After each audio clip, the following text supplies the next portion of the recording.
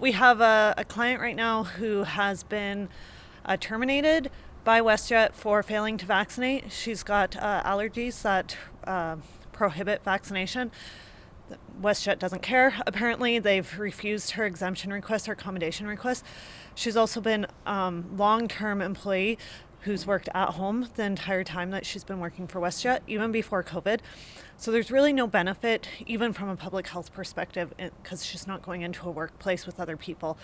But WestJet advised her she was laid off, and then didn't advise her that she was terminated, but switched all of her computer systems to terminated and changed her status on all the online systems that they use. Warning, censorship. Warning, censorship.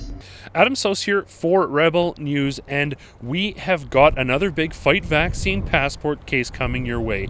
We have already accepted and are fighting a case on behalf of some employees of Air Canada. Well, now WestJet, who has also implemented vaccine mandates for their employees and very often is not providing reasonable accommodations for those employees, is now subject to legal action. Sarah Miller of JSS Barristers has been contracted on behalf of an employee at no cost to that employee, thanks to your contributions at fightvaccinepassports.com. She is going to provide us with a legal update on the actions moving forward. We have a client right now who has been terminated by WestJet for failing to vaccinate. She's got allergies that prohibit vaccination. WestJet doesn't care. Apparently, they've refused her exemption request, her accommodation request. She's also been long-term employee who's worked at home the entire time that she's been working for WestJet, even before COVID. So there's really no benefit, even from a public health perspective, because she's not going into a workplace with other people. But WestJet advised her she was laid off, and then didn't advise her that she was terminated, but switched all of her computer systems to terminated and changed her status on all the online systems that they use. So we're going to be trying to negotiate a different outcome, hopefully, and if not, pursuing a legal action in the courts here in Alberta. And so I know we have a very similar case with Air Canada as well, an individual working from home, long-term employee facing a similar circumstance.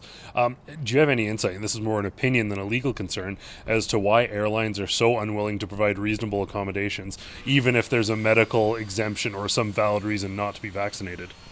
Well, I haven't heard from any of the airlines directly on this, so what I would have to say is speculation, but I suspect it's because the federal government has directed them in some way to act in a certain manner. With the Air Canada issue, we had unionized situation. WestJet obviously does have unionized employees. The one that we're representing as a non-unionized employee in this case, so it'll be a different kind of proceeding, different legal test. So if I'm correct, that would mean effectively that you'll be dealing directly with WestJet instead of petitioning the union to act on behalf of the employee? That's exactly right, Adam.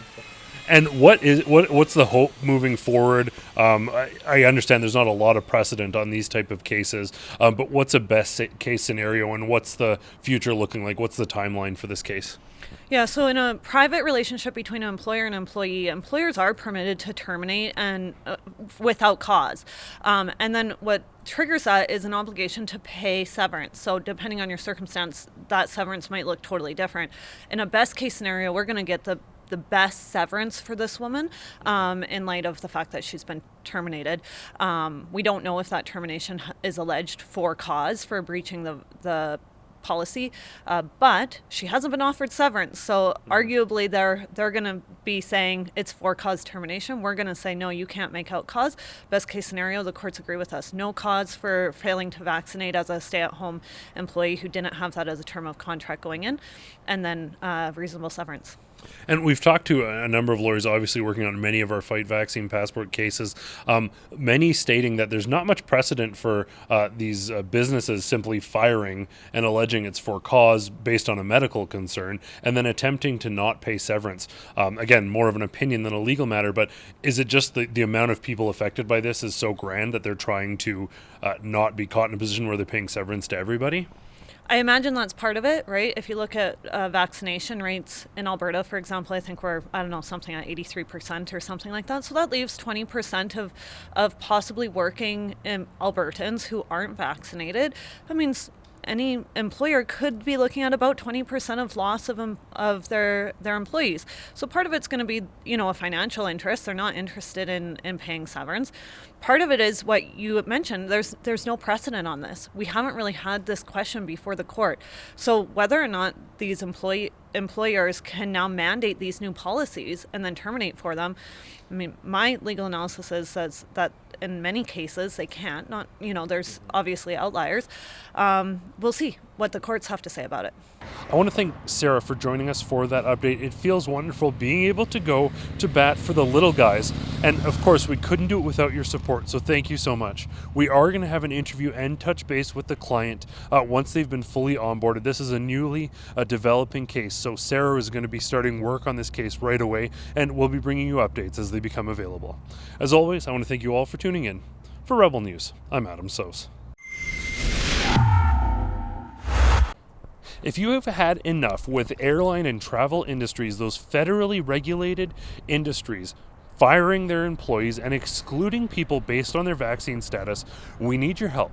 Go to fightvaccinepassports.com and contribute to our legal battle, our efforts to hire lawyers and defend these people today. For your contribution, those funds will go directly to the Democracy Fund. So you're going to be helping stand up for freedom, and you're also going to be receiving a tax receipt.